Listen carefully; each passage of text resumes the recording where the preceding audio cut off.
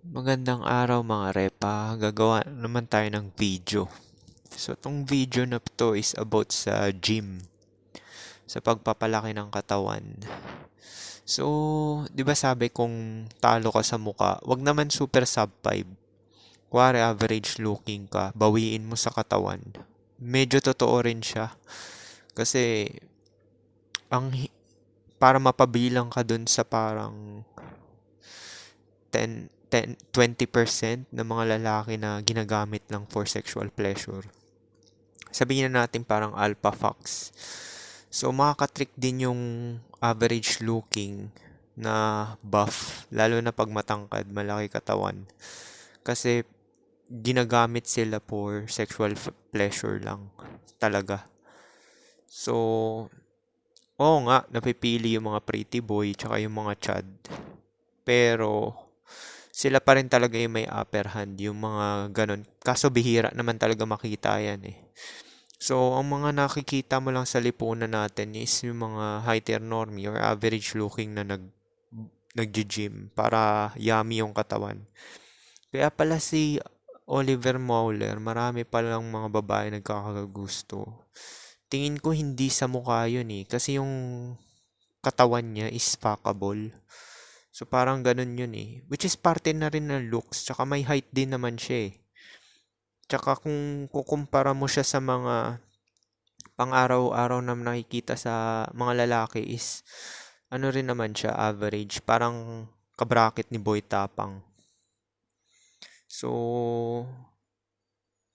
so yun nga. Kung malaman mo tong impormasyon na meron palang ganong side yung mga babae na ano. Oo, dati pero simula nung pinakinggan ko yung mga podcast, yung mga audio recordings ni Rom Wills is talagang namulat din talaga yung mata ko. Kasi nga, kaya pala yung ibang mga lalaki ayaw makipagrelasyon. Kasi nga, gawain nila yung ganun. Yung parang nangaagaw ng, hindi naman nangaagaw. Kasi pinili naman sila ng babae. Ibig sabihin, select sila para dun sa role na yun. Minsan nga papanoorin ko yung video niya na may limang lalaki yung babae sa buhay nila na kinakategorize. So tama nga yung sinabi ko sa inyo. Hindi ko pa napapanood yung mga video ni Rom Wills dati is tama yung sinabi ko sa inyo na kinakategorize talaga ng babae yung mga lalaki na nami-meet nila. So yung mga hindi appealing tsaka hindi sexy sa kanila is sin zone lang yan. Kahit friend zone hindi uubra yan. So, yun yung mga na kinakategorize talaga ng babae yung mga parang tayo rin, di ba? Yung mga kuwari, kayo, nag-i-spin kayo ng plates. Kuwari, mga lalaki dito, nakakapag-spin ng plates. Kinakategorize nyo rin naman yung mga babae na, ito pang one hit lang. Ito, pwede itong balik-balikan kasi may okay naman yung itsura. Ito, may pakinabang. Tapos nga pala, yung isang sample na rin dito yung ka-flat ko dito. Matangkad siya na lalaki. Tapos nakita ko yung girlfriend niya, sub 5 din. So, ka-level ko siya ng looks, pero yun nga, sub 5 din yung babae niya. Pero ginagastusan siya. Tsaka pumupunta dito, may coaching nga, nakita ko eh. So, yun yung kung ano lang talaga makukuha mo. Tawag doon doggy strategy. Ano ba yung mga dog? 'Di ba? Hindi ko alam na yun pala yung strategy na ginagawa ko. Nalaman ko lang to kay Rom Wills kasi nga nakikinig talaga ako doon sa podcast niya, yung mga luma niyang information. So, ibig sabihin ng doggy is aamuyin mo kung sino yung may nagkakagusto sa'yo. Which is madedetect mo naman. Tapos popormahan mo na. Tsaka yayayain mo na ng Hindi ka naman din magsisim kasi hindi ka gagastos nga eh. So, ang gagawin nyo, yung parang sa 50 Shades of Grey. Kaya sinasabi ko sa inyo, panoorin nyo yun. Yung kasi talaga yung alpha fox side. Kaya yan talaga yung nasa sa sexual nature ng babae. So kung gaano kalibog yung lalaki is ganun din kalibog yung babae. Kaya pala ngayon ko lang talaga na-realize to na kasi dati meron talaga akong nakachat na pamilyadong babae. Hanggang ngayon nga, fina-follow pa rin niya ako. Actually, pag uwi ko ng Pilipinas, pwede ko nga makanayon eh. Kaso nga lang, may anak siya, 'di ba? May anak. Pero yun nga, Gusto niya kasi ako pumunta dun sa Cavite. Eh, ang layo naman. Sure naman ako na hindi ako iaano nun kasi ate yun ng kaklase ko nung college. So, meron nga talaga silang ganong side na yung mga babae. Kinakategorize talaga nila yung mga lalaki base sa pakinabang. Tapos kaya pala sila pumapatol ng kahit bam yung lalaki, basta appealing sa kanila or magagamit nila for sexual pleasure is talagang hanggang dun lang talaga yung tingin nila dun sa lalaki na yun. Kaya nga sila pumupunta dun sa lugar eh. Pero hindi nila hindi discreet, alam mo yun, parang discreet. Kuwari may kipag-boyfriend pa sila ng iba. Tapos sabay, yung ka-fuck buddy nila is hindi nyo makikita na magkasama.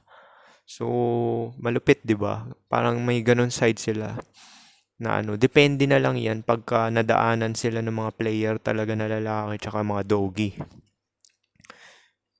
Kagaya nung yung ons ko dati, 'di ba, yung nakauna sa akin. Merong boyfriend na German 'yun eh. So may ganun talaga silang side na nagpa-party out pa rin. Kaya kung player ka tsaka doggy ka, ibig sabihin ng doggy, yung kung sino lang yung may gusto sa'yo, titirahin mo talaga. In short, lahat na may butas na may nagkagusto sa'yo, titirahin mo. Wala kang pakialam kung matanda pa yan, mataba, pangit, bata. Basta nagkagusto sa'yo, titirahin mo agad. I-hit mo. Yun yung mga strategy ng mga doggy, walang pakialam. Tsaka ano sila persistent, pero hindi sila simp. Ibig sabihin, sasabihin nila ng direkta na ano.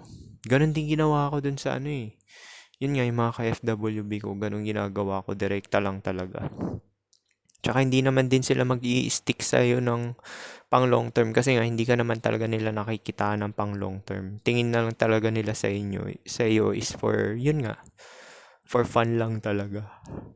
Kaya ako nauuso yan sa Tinder eh, 'di ba? Yung mga dating apps for short term lang yung tinatawag nila. Ibig sabihin pang ganun, FWB or ONS. Hindi yan magigets ng mga average looking na tao. Tsaka yung mga hindi naka-experience nun. Although, hindi naman talaga ako naka-experience ng todo niyan. Pero nangyayari yan. Kasi nakikita ko yan sa katrabaho ko dati. Sabi ko, itong lalaki na to, angat pa ako dito sa looks pero nakakatira pa siya na. Although, pogi rin talaga naman siya. Pero may katawan kasi. Alam mo yung fuckable yung katawan. Kaya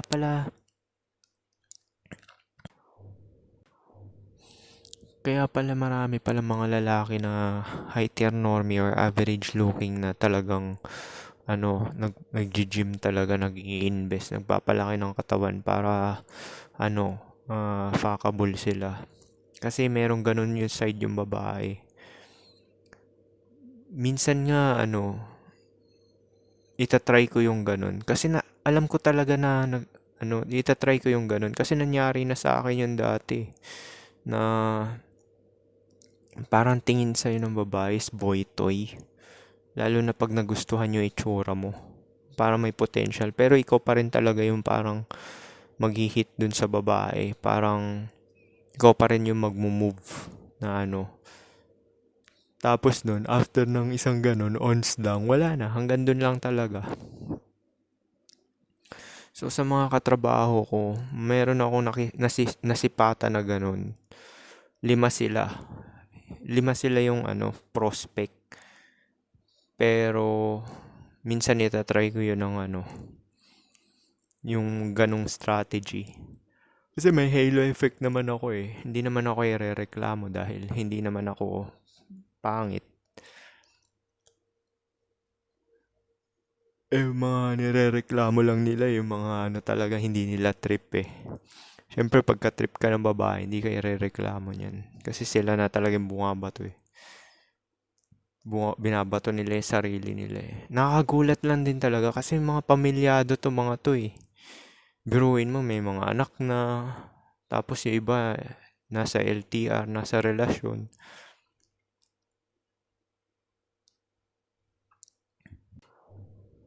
Tapos nakikipag ganun pa, no? Actually, yung ano, yung ate talaga ng kaklase ko ng college, may hit ko yun eh. Ayoko lang talaga pumunta kasi sigurista rin ako. Na ano, ayoko lang pumunta tsaka malayo masyado. So, meron talaga silang ganong side talaga na hornet sila. Tsaka minsan tama rin yung ano eh, ovulation. May time talaga na hot sila na horny talaga na ano, pagpalapit na talaga yung menstrual, yung fertile sila. Pag fertile sila is dun sila parang nagpapasexy, revealing yung mga damit. So para silang ano no, animals na madaling matrack.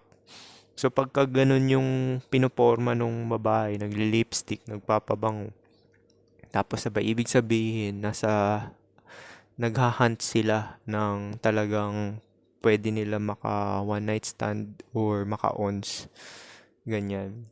Pero pagka magkakaroon na sila is balik na uli sa beta. Wala na silang pakialam din sa mga parang parang yun yung post nut, 'di ba sa lalaki? Pag horny yung lalaki, is titigasan, tapos sabay, pag nagpalabas, wala nang gana. So, ganun din yun. Yung pagka lalaki, di ba, horny, tinitigasan, mag-masturbate, maghahanap ng, either meron siya makakasex na, i-DM niya yung girlfriend niya, or kung meron siya ka-FWB, may message niya, or maghahanap siya ng porn kung wala siyang mahanapan na ganun, mawapagpalabasan. Tapos pag nilabasan na-fulfill na yung ano. Napaka-predictable pala ng tao, no? Parang animals din talaga. Parang hayop din pala. Actually, hayop din talaga tayo. Kaya yung mga lalaki at babae, parang hindi rin naiiba talaga. Promiscuous talaga yung lalaki at babae. Mas wild pa nga yung babae. Actually, mas may advantage yung babae. Kasi yung lalaki, by the age 40 or 50, parang hindi na siya ganun tayong tayo. Hindi kagaya na sa babae na kahit 50, oo, bumabawas yung lubricant nila pero yung sex drive nila is ganun pa rin, consistent, hindi bumababa. Sa atin kasi nakabase sa testosterone eh. Pag bumaba yan, hindi nga natitigasan. Tsaka ano, tsaka doon din nakakatulong yung gym. Nakakatulong din yung gym pagka nagbubuhat ka para ma-maintain mo yung testosterone mo tsaka virility. So, yun. Ang patunay nga rin nito is yung mga teacher, 'di ba? Sa ibang bansa lang naman yun. Hindi naman nangyayari sa Pilipinas yun. Kasi mostly naman teacher sa Pilipinas, pamilyado. Pero sa mga Western countries, dahil nga yung mga puti is mabilis sila mag-matured, mabilis magka-muscle, tapos tall, handsome talaga, talagang pang fuck body talaga. Kaya yung mga teacher na nagiging horny sa mga estudyante nila, pinapatulan nila yung mga minor. Actually, 'di ba lalaki ganun din, 'di ba? Pag dahil taglibog yung lalaki, yung mga minor din, 'di ba? Or yung mga below sa 18. Meron mga ganun lalaki talaga na predator talaga ng mga minor kasi yun yung fetish nila eh. Pero hindi ko naman sinasabing lahat. Pero yun lang talaga, meron talaga, kasi biruin mo, alam ng babae yan eh. Kaya hindi ako naniniwala na biktima sila or something na ano. Hindi lang sila nagtatanda kasi nga, horny rin talaga sila eh. Parang lalaki rin eh. Tapos, yung lipunan kasi natin is masyadong pinipedestalize yung mga babae. Tinatago nila tong alpha seed na to. Which is yan talaga yung sa mga good looking genetic tsaka yung may mga fuckable na katawan. Hindi naman to sigurado na ano eh, na oo nga, nag-gym ka. Wala naman talagang gym sa mukha rin talaga eh. Totoo naman talaga yan. At least high tier normie ka man lang din or kahit above average or sabihin na nilang medium ugly na sinasabi nilang kabullshitan which is charismatic pa rin naman yung lalaki. Gusto ng babae yung mga may muscle or basta bulk yung katawan. Kasi yun yung pang fuckable eh. Or kahit yung kung predator babae, priority niya yung baby looking face na usually yung mga matatandang babae yan, naghahunt ng mga youth na pogi talaga, tsaka cute. Yan yung mga prospect. Kasi nung kabataan ko, usually nag-online ako. Yan yung mga pumapatol sa akin, yung matatandang predator talaga eh. Mga 27, 26, 24. Nagka-girlfriend pa nga ako ng isa, 24, di ba? Isang taon. 21 ako nun, siya 24. Yun yung nag-message sa akin. So, nung kabataan ko, puro matatanda yung mga kakagusto sa akin. Kasi fetish nila yun eh. Siguro hindi nila naranasan magkaroon ng cute face na boyfriend or mga ka-SEX, di ba? Minsan ganun yan eh. Parang pag may na-miss ka nung kabataan mo, parang babalik-balikan mo rin talaga.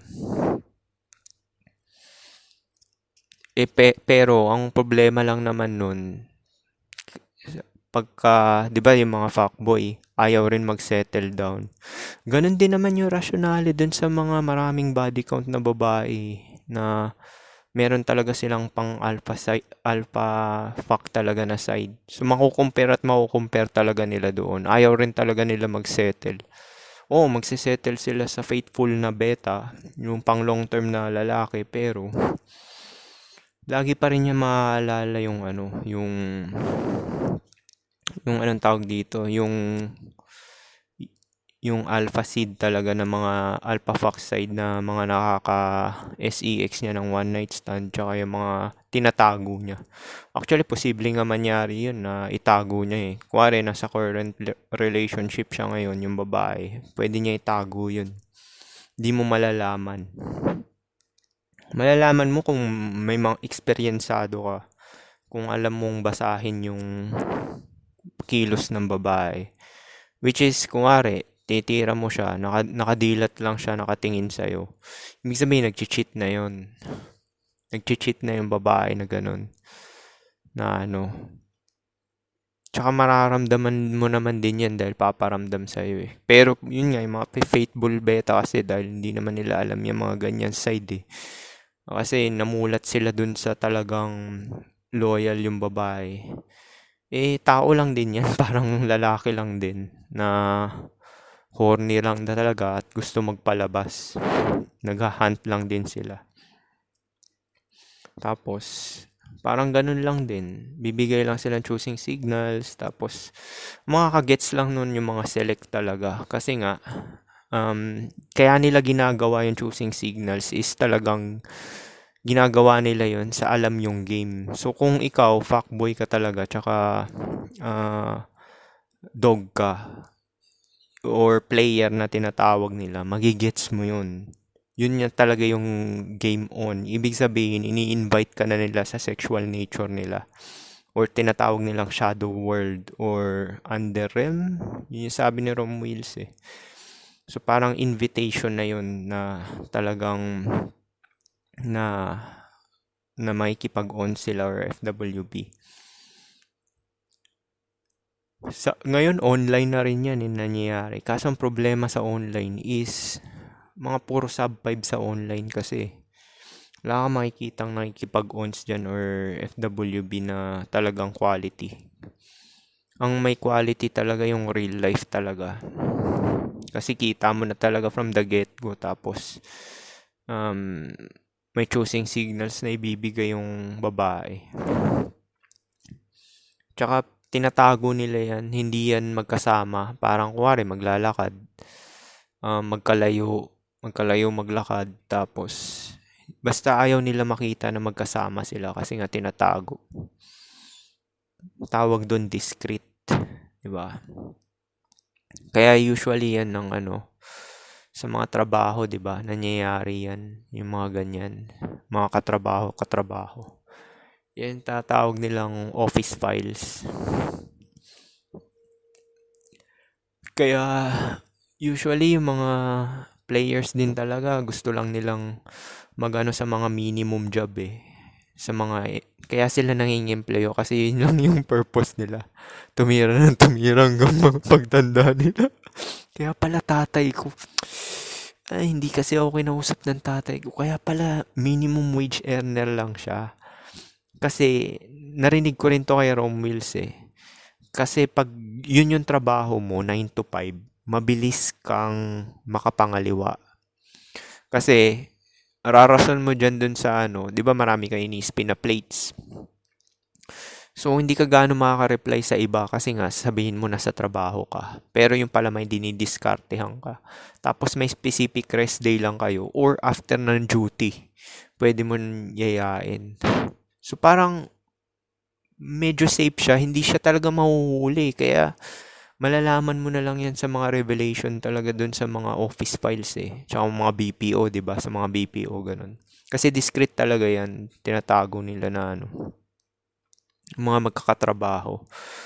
So, biruin mo, ibig sabihin yung genuinely na attracted lang talaga is yung 20% lang talaga. Yun talaga yung dinidesire ng babae. Tapos meron pa silang code, yung choosing signals. Hindi makaka-receive yung mga hindi select na lalaki na yan. Gagawin ng mga select, di ba? Ng mga hindi select na lalaki or tinatawag nating 80% na undesirable, unattractive. Wala sila marireceive na ganyan. Mangyayari dyan sa mga yan, kaya nakakarelasyon yan is usap-usap, kwentuhan. Hindi kagaya ng choosing signals na binibigay nila dun sa mga player talaga. Tsaka sa mga dog na talagang game on. Yun talaga yung ginagawa nila na ano. So parang kumalaman mo to na ano, kaya pala yung mga player hindi nagsisettle eh. Hindi sila nagsisettle tsaka talagang ano, yung iba hindi rin talaga nag-aanak kasi alam nila yan eh na ganun nga baka manyari sa anak nila. Na ganun lalo na kung babae yung anak nila. So alam niya yung nangyayari. So ganun ka-advance yung game na yan. Babae lang nakakaalam niyan tsaka yung 20%. Biruin mo 80% ng actually 100% ng babae ginagawa yan. Wala lang talagang tsansa yung iba kasi hindi naman sila kayang i-cater ng 20% eh. Di ba sinasabi ko nga sa inyo gaano ba ka-common yung mga ano. Kaya nga hindi nila pinapalagpas yan eh. Kunwari ako sa trabaho ko, may 5 akong prospect, di ba? Sinasabi ko sa inyo. Hindi ko pa nagagawa ng diskarte pero ikukwento ko sa inyo. Hindi ko naman papangalanan eh. So parang ano lang to, parang experiment lang din. So ganun yan, yung parang ibig sabihin, yung talaga napili lang talaga, 20%. Tapos yung 80% na nasa relasyon, kaya pala yung sinasabi sa red pill tsaka black pill, pag nasa relasyon ka, beta ka talaga. Na ano, nakakagulat siya eh, no? Na ano, wala naman din masama kung mabait yung babae, tsaka talagang give and take kayo. Wala naman din masama yun. Kasi yung mga player din naman talaga, yung iba dyan, kasal pa, may anak pa, di ba?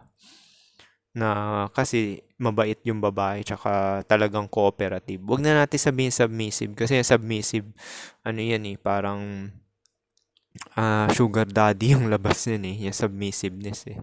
Kasi 'di ba yung ibang lalaki nagdi-demand ng submissiveness. Mas maganda yung word na cooperation. Cooperative yung babae.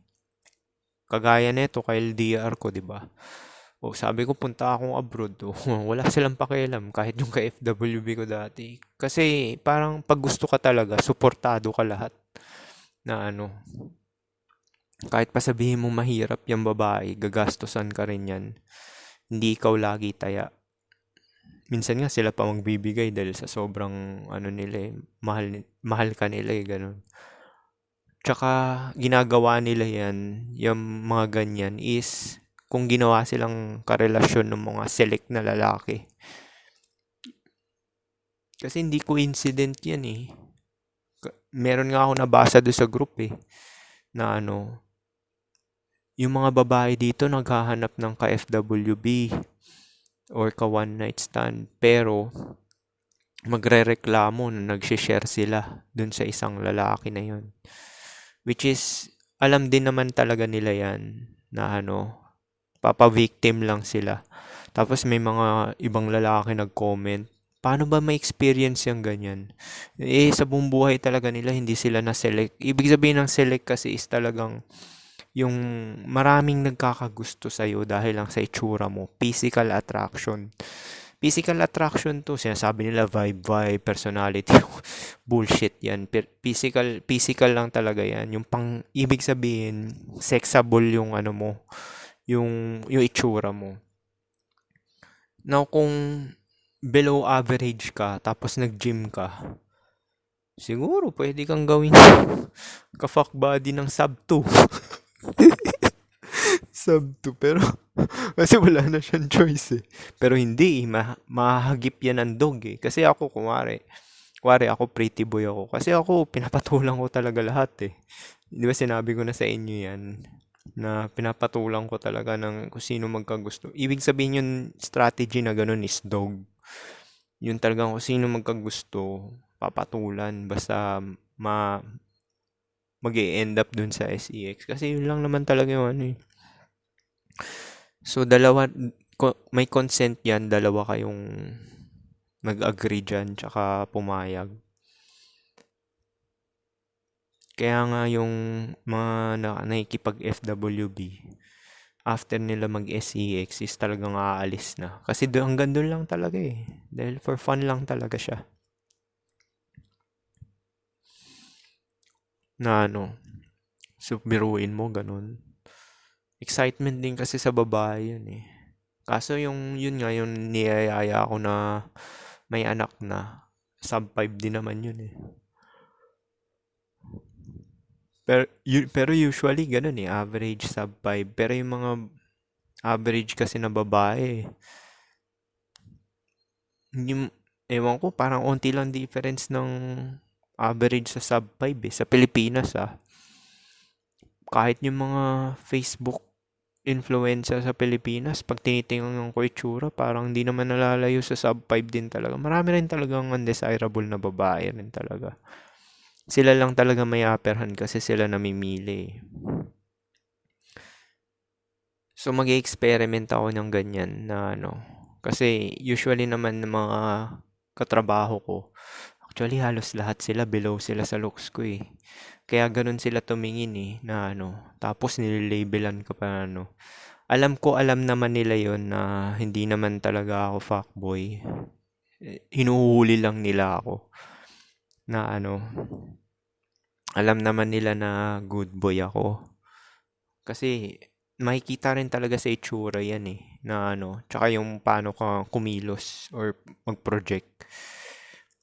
Kasi kung ano yung inner side mo, inner personality mo, magre-reflect din yan outside. Kahit anong tago mo niya, nasisense yan ng ano. Yun ang kagandahan sa tao eh, sa animals. Yung instinct talaga natin malakas. Kaya sabi nila, babae lang malakas instinct. Hindi, lalaki rin ah. Kaya nga nahuhuli ng lalaki yung nangangaliwa nilang misis, di ba? Kasi malakas talaga yung instinct ng tao. Pareho yan, di ako naniniwala, babae lang. Sila lang talaga yung parang napepedestalize na malakas yung instinct kasi nga sila yung sinasabing biktima sa pangangaliwa, which is nag-agree naman sila kasi kung walang ibang babae na papatol dun sa pinili nila is wala rin namang cheating na mangyayari. So sisihin nila yung kapwa nila babae. Kaya nga nagagalit sila dun sa ano eh, sa mga kabit eh. Kasi nga yung mga kabit kasi is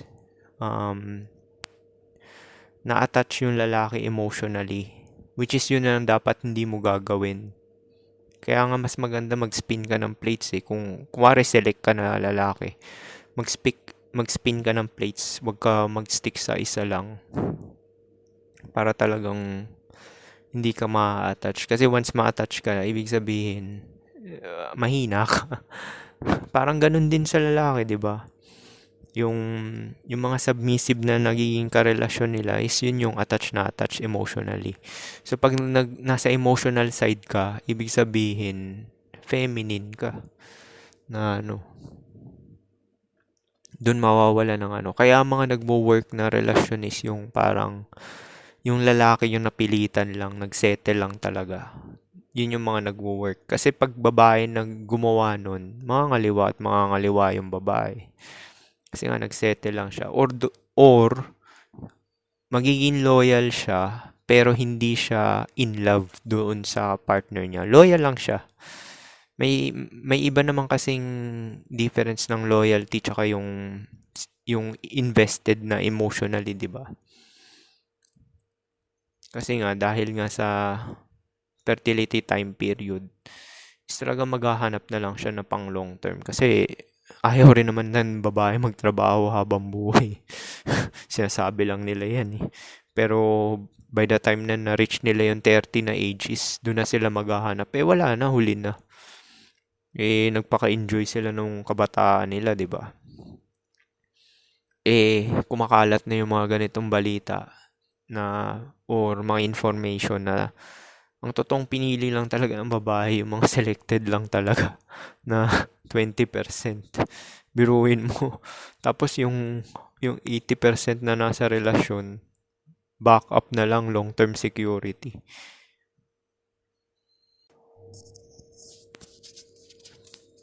Kaya ganun eh. Isa rin yung side na ganun eh. Kaya ayokong makipag-relasyon din. Tsaka yung magkaanak kasi nga baka manyari din sa sa offspring mo yan. Yung mga strategy ng babae, di ba?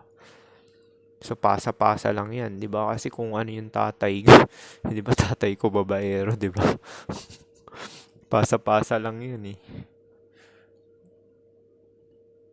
Kasi yun yung maa-adapt kasi talaga ng mga kabataan. Lalo na ng mga anak nila, di ba? So paano yun lang, peace.